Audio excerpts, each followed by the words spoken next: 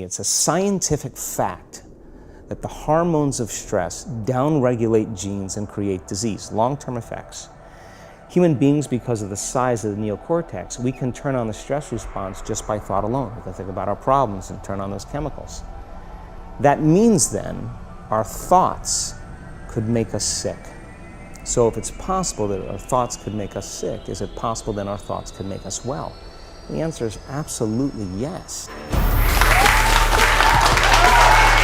Hey everybody, welcome to Impact Theory. Our goal with this show and company is to introduce you to the people and ideas that will help you actually execute on your dreams. All right, today's guest is a New York Times best-selling author and one of the most sought-after speakers in the world. He's lectured and given advanced workshops in more than 30 countries across 5 continents, all with the aim of helping people better understand and unlock the power of their mind. His expertise is the intersection of the fields of neuroscience, epigenetics, and quantum physics, and he's partnered with other scientists across multiple disciplines to perform extensive research on the effects of meditation, using advanced technologies such as epigenetic testing, brain mapping with EEGs, and gas discharge visualization technology. Through his work, he is endeavoring to help advance both the scientific community and the public at large's understanding of mind-derived health optimization, a topic he covered extensively in his groundbreaking book, You Are the Placebo. His teaching has had such a profound impact on the way that people perceive a wide range of brain-related topics around mindfulness and well-being that he's a faculty member at the Quantum University in Hawaii, the Omega Institute for Holistic Studies in New York, and the Kripalu Center for Yoga and Health in Stockbridge, Massachusetts. He's also an invited chair of the research committee at Life University in Atlanta, as well as a corporate consultant where he delivers his lectures and workshops for businesses.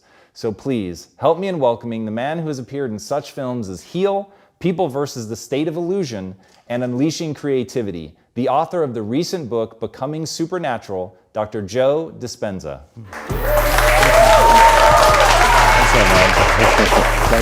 Thanks for being here. So diving into your world and how you perceive the sense of self and the way that you marry science to the way that we form memories, the way that we live in a perpetual state of reliving our past and things like that, it's really, really incredible. And I want to dive into the whole notion of you sort of being a habitual construct. Like what is that? What is the habit of you?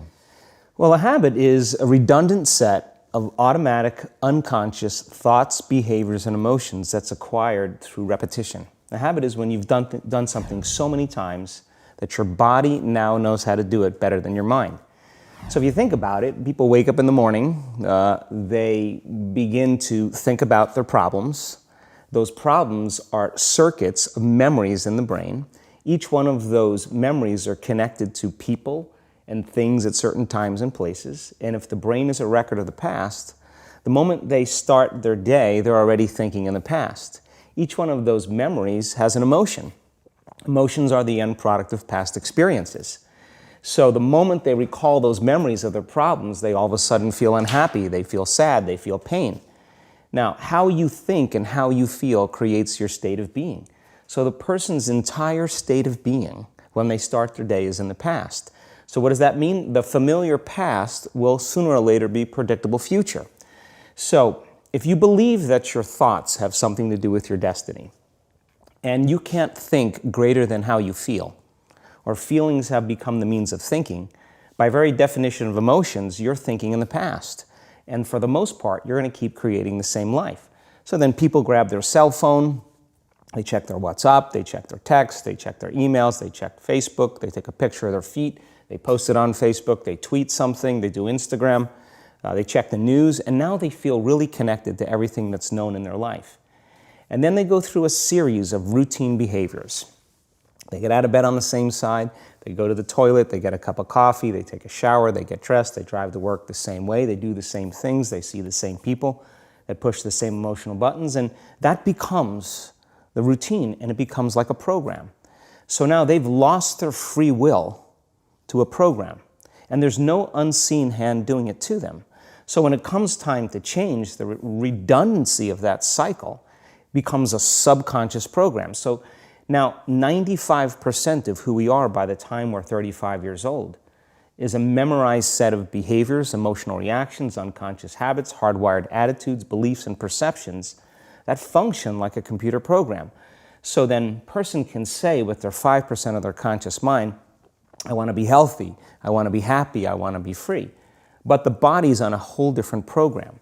So then how do you begin to make those changes? Well, you have to get beyond the analytical mind, because what separates the conscious mind from the subconscious mind is the analytical mind. And that's where meditation comes in, because you can teach people through practice how to change their brainwaves, slow them down. And when they do that properly, they do enter the operating system where they can begin to make some really important changes. So most people then wait for crisis or trauma or disease or diagnosis. They wait for loss, some tragedy to make up their mind to change. And my message is, why wait?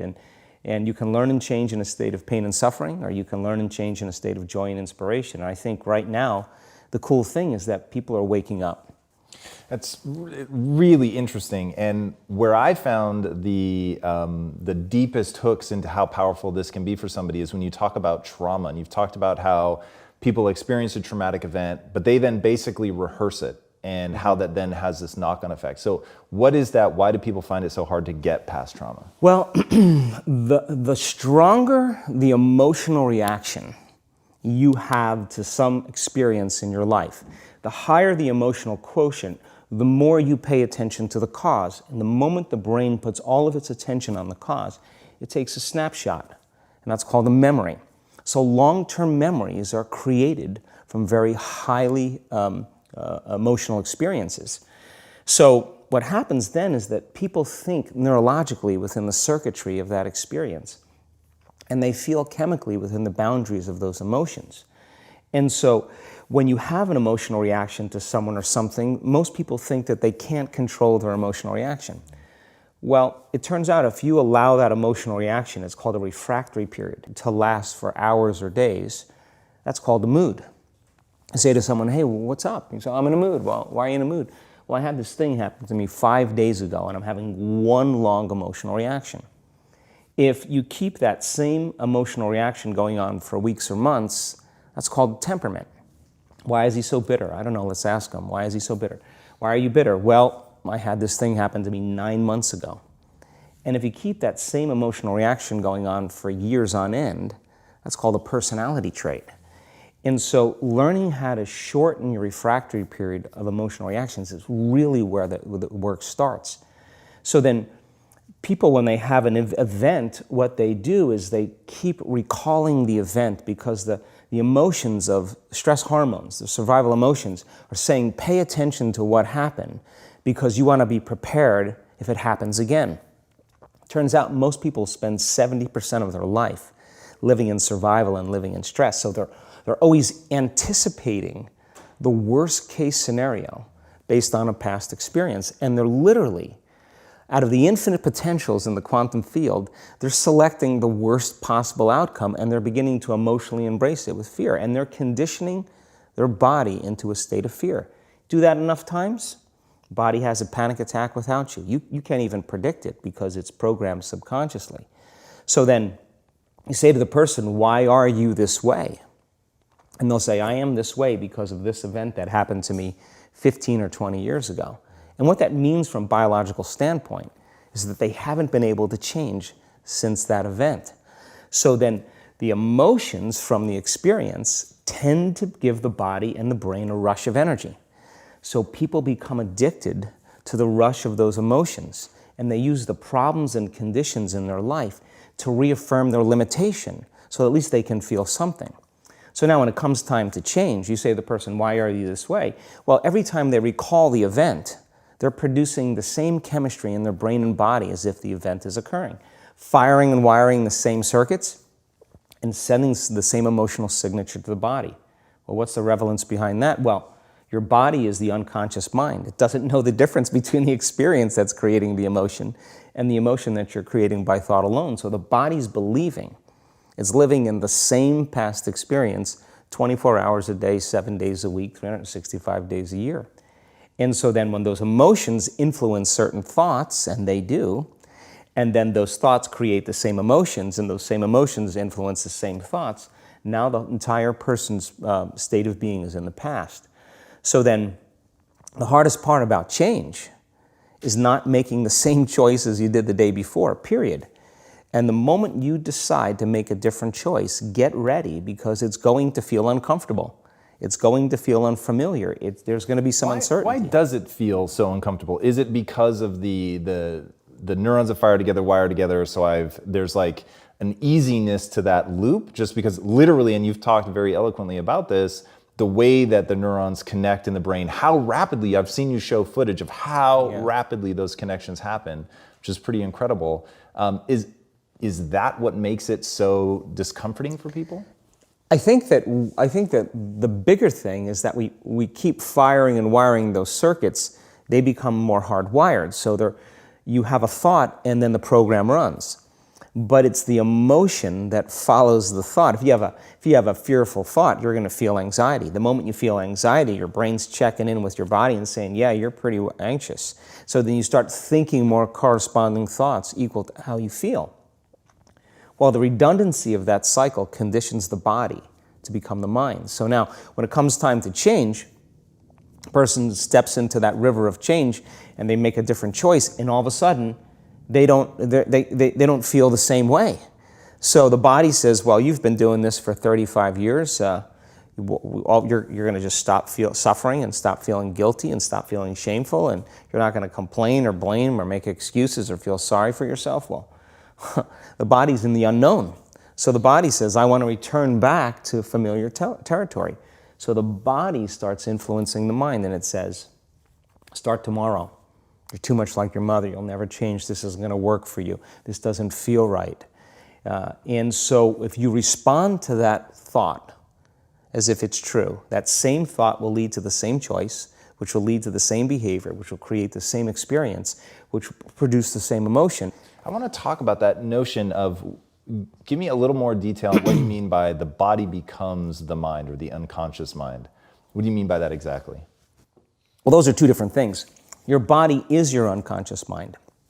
In a sense, if you're sitting down and you start thinking about some future worst case scenario that you're conjuring up in your mind, and you begin to feel the emotion of that event, your body doesn't know the difference between the event that's taking place in your world, outer world, and what you're creating by emotion or thought alone. So most people then, they're constantly reaffirming their emotional states. So when it comes time to give up that emotion, they can say, I really want to do it, but really the body is stronger than the mind because it's been conditioned that way. So the servant now has become the master. And the person, all of a sudden, once they step into that unknown, they'd rather feel guilt and suffering because at least they can predict it. Being in the unknown is a scary place for most people because the unknown is uncertain. People say to me, well, I can't predict my future. I'm in the unknown, and I always say the best way to predict your future is to create it. Not from the known, but from the unknown. What thoughts do you want to fire and wire in your brain? What behaviors do you want to demonstrate in one day? The act of rehearsing them mentally, closing your eyes, and rehearsing the action. Rehearsing the reaction of what you want, or action of what you want. By closing your eyes and mentally rehearsing some action. If you're truly present, the brain does not know the difference between what you're imaging and what you're experiencing in 3D world. So then you begin to install the neurological hardware in your brain to look like the event has already occurred. Now, your brain is no longer a record of the past. Now it's a map to the future. And if you keep doing it, priming it that way, the hardware becomes a software program. And who knows, you just may start acting like a happy person. And then I think the hardest part is to teach our body emotionally what the future will feel like ahead of the actual experience. So what does that mean? You can't wait for your success to feel empowered. You can't wait for your wealth to feel abundant. You can't wait for your new relationship to feel love, or your healing to feel whole. I mean, that's the old model of reality, of cause and effect, waiting for something outside of us to change how we feel inside of us. And when we feel better inside of us, we pay attention to whoever or whatever caused it. But what that means then is that from the Newtonian world is that most people spend their whole life living in lack, waiting for something to change out there. What do you mean the Newtonian world? The Newtonian world is all about the predictable. It's all about predicting a future. But the quantum model of reality is about causing an effect. The moment you start feeling abundant and worthy, you are generating wealth. The moment you're empowered and feel it, you're beginning to step towards your success. The moment you start feeling whole, your healing begins. And when you love yourself and you love all of life, you'll create an equal. And now you're causing an effect. And I think that's the difference between living as a victim in your world, saying, I am this way because of this person or that thing or this experience. They made me think and feel this way. When you switch that around, you become a creator of your world, and you start saying, my thinking and my feeling is changing an outcome in my life. And now that's a whole different game, and we start believing more that we're creators of reality.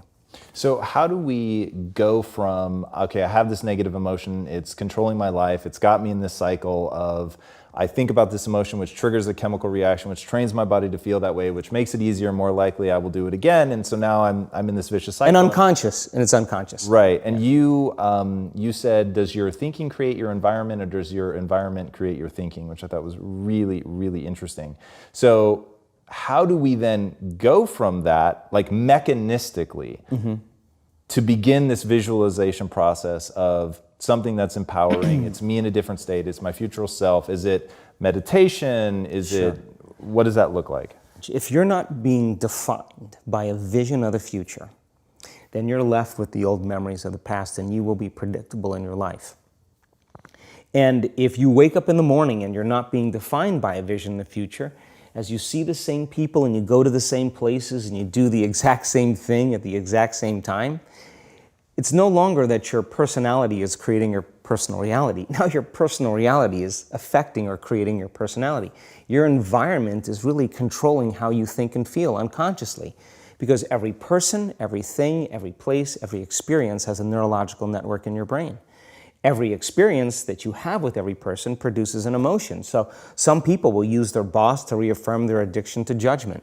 They'll use their enemy to reaffirm their addiction to hatred.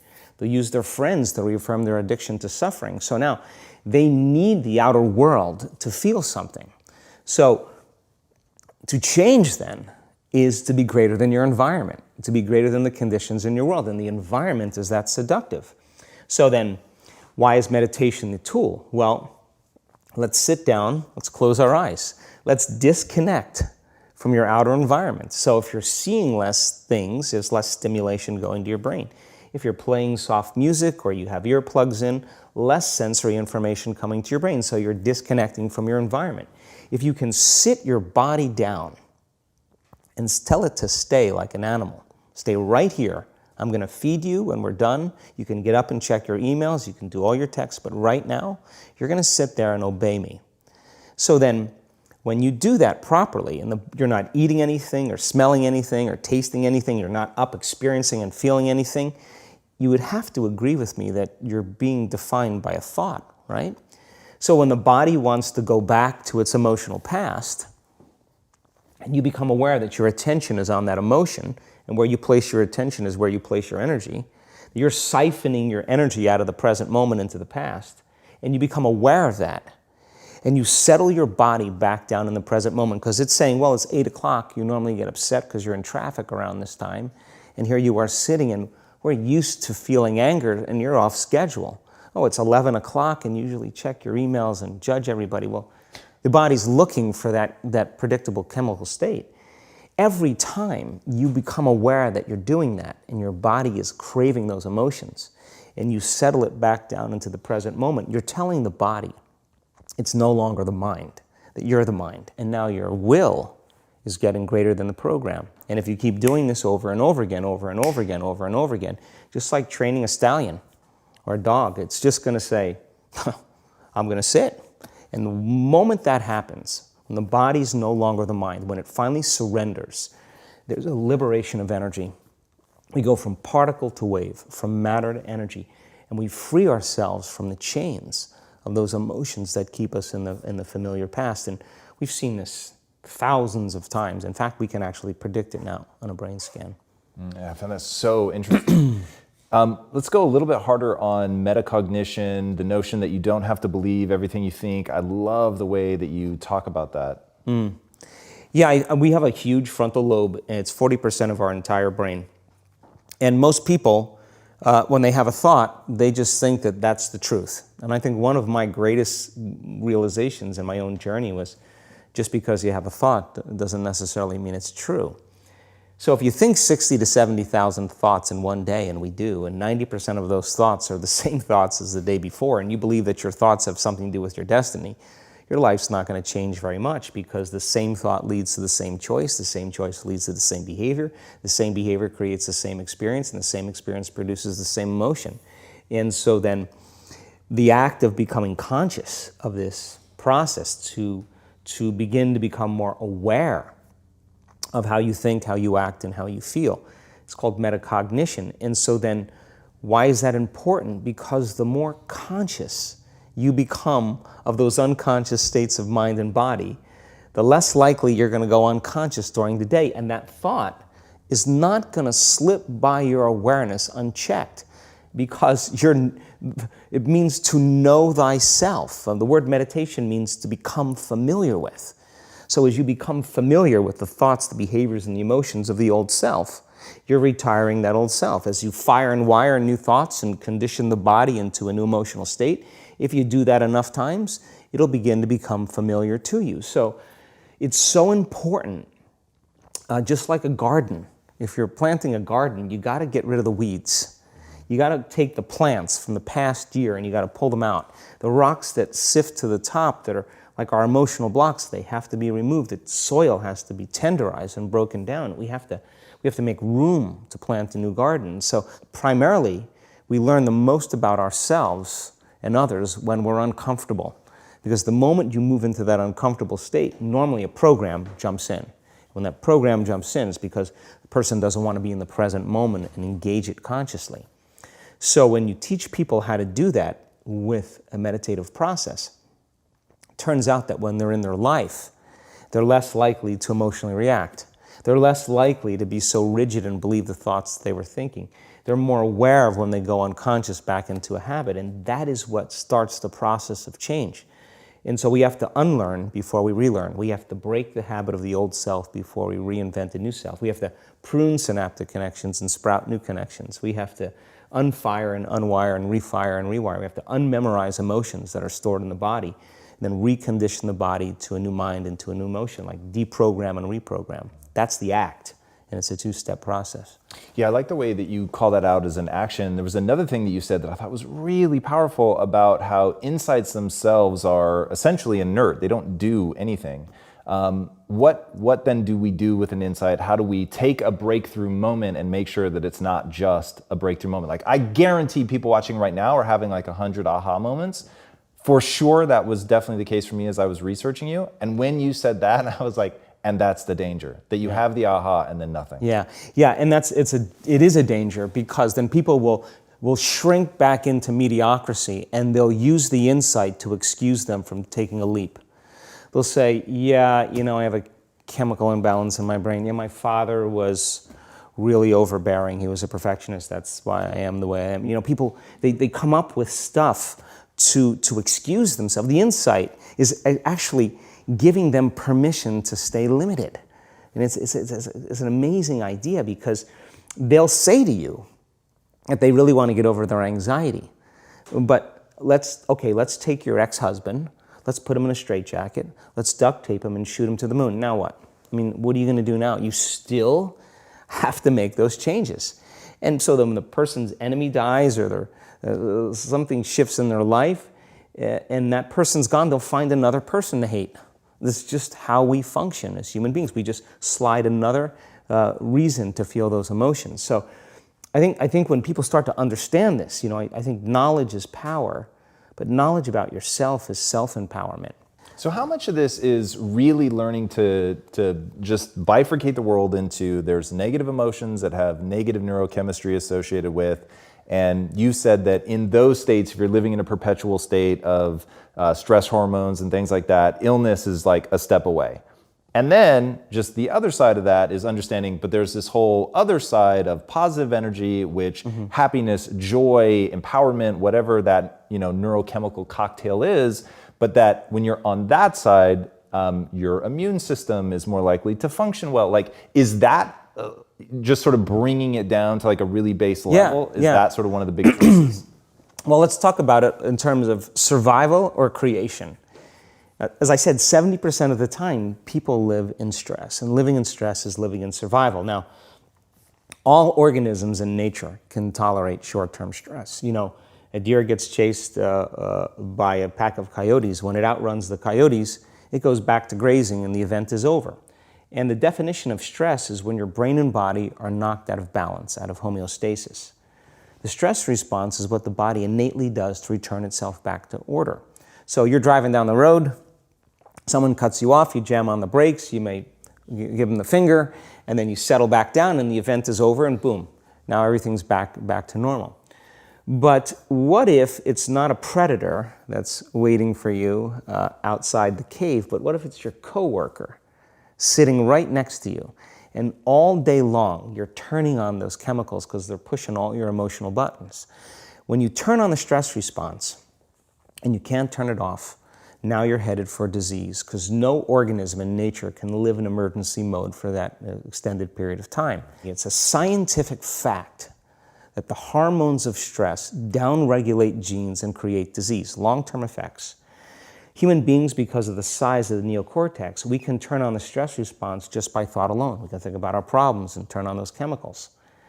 That means then our thoughts could make us sick. So if it's possible that our thoughts could make us sick, is it possible then our thoughts could make us well? And the answer is absolutely yes. So then, what are the emotions that are connected to survival? Let's name them. Anger, aggression, hostility, hatred, competition, fear, anxiety, worry, pain, suffering, guilt, shame, unworthiness, envy, jealousy. Those are all created by the hormones of stress. And psychology calls them normal human states of consciousness. I call those altered states of consciousness. So then we tend to remember those traumatic events more because in survival, you better be ready if it happens again. And when the survival gene is switched on, you could have 10 really great things that happen to you in your day. And you just have one bad thing that happens and you cannot take your attention off that unhappy thing because the survival gene is switched on. It's really interesting. How does epigenetics come into play in all this? Like, what's actually happening? You've talked pretty profoundly about proteins and like really at a deep level how we're signaling to our genetics to create these kinds of changes. What does that actually look like? Well, epigenetics, epi means above the gene. And many years ago, after the DNA helix was discovered by Watson and Crick, they said the blueprints of life, all diseases are created from genes. It turns out less than 5%, more like 1% of people on the planet are born with a genetic condition like type 1 diabetes or Tay-Sachs disease or sickle cell anemia. The other 95 to 99% are created by lifestyle and by choices. You can take two identical twins, exact same genome. One dies at 51, the other one dies at 85. Same gene, different environment. So all of a sudden they said, we lied. That was wrong. It's not genes that create disease. It's the environment that signals the gene that creates disease. Well, okay. But that's not the whole truth too, because you could have two people working side by side in the same factory. One gets cancer after being exposed to a carcinogenic for 25 years. Both working for 25 years, the other one has no cancer at all. So there must be some internal order that would cause one person to not get it while another one does. So is it possible then, if the environment signals the gene, and it does, and the end product of an experience in the environment is called an emotion, can you signal the gene ahead of the environment by embracing an elevated emotion? We've done the research on this. We measured 7,500 different gene expressions in a group of people that came to an advanced event for 4 days. And we had them doing a seated meditation, a walking meditation, a laying down meditation, a standing meditation. And at the end of 4 days, just 4 days, the common 8 genes that were upregulated, 2 genes to suppress cancer cells and tumor growth, 2 genes for neurogenesis, the growth of new neurons in response to novel experiences and learning, the gene that signals stem cells to go to damaged areas and repair them, the gene for oxidative stress, was upregulated. We started seeing all these genes that are very, very healthy to cause the body to flourish. Imagine if people were doing that for 3 months. We also measured telomeres, the little shoestrings on the end of DNA that tell us our biological age. We asked people to do the work, meditation, 5 out of 7 days for 60 days. Measure their telomeres that determine their biological age. 60 days later, 74% of the people lengthened their telomeres. 40% significant change. 20% a very remarkable change. That means that they got a little bit of their life back. If it lengthened by 10%, they got 10% of their life back. That's incredible. Before I ask my last question, tell these guys where they can find you online. Sure, my website is just drjoedispensa.com. You can follow us on Facebook, Twitter, Instagram. We're all over. And then my final question, what's the impact that you want to have on the world? I think that the end game for me is to empower people to such a degree that they realize that they need less things outside of them to make them happy, less things outside of them to regulate their moods and their behaviors, and that they begin to use the kind of the power that we all have access to, and to really and to change the world, to make a difference so that there's more peace, there's more wholeness, there's more connection, that we support and love each other, we serve better. And I think that we have to start, for the most part, if everybody's working on themselves and doing their best to present the greatest ideal of themselves to the world, I think the world will be a better place. And so that's my passion, and I'm witnessing it happening now more than I ever thought I would. That's incredible. Joe, thank you so much for being here. It was amazing having you. Guys, go watch this man's videos. They are some of the best explanations of what's going on inside the mind that I've ever come across. There were several that I literally have people in my life that I'm going to force to sit down and watch these things. There's just incredible explanations of how you create yourself out of the things that you do habitually. The way that you think creates a feeling. The way that you feel creates thinking that matches that. And then you get in this cycle, and that coming down to that personality ultimately being a finite set of patterns in your brain, I think is really, really illuminating in terms of how we actually experience the world. And I think when people understand that it's within your control, that you don't have to believe every thought that you think, that you can step outside of that you can leverage metacognition to think about your thinking and deconstruct it and decide what you want to think about and start focusing on that, and create an entirely different version of yourself that has new, elevated feelings, that's over on the side of the positivity, empowering yourself. I think it's really incredible, and he gets deep into the mechanistic stuff, which I love. You guys will not regret diving deep into this man's world. I think you will get some incredible revelations. All right, if you haven't already, be sure to subscribe. And until next time, my friends, be legendary. Take care. Yeah. Thank you so much for being here. That was incredible. Hey everybody, thank you so much for watching and being a part of this community. If you haven't already, be sure to subscribe. You're going to get weekly videos on building a growth mindset, cultivating grit, and unlocking your full potential.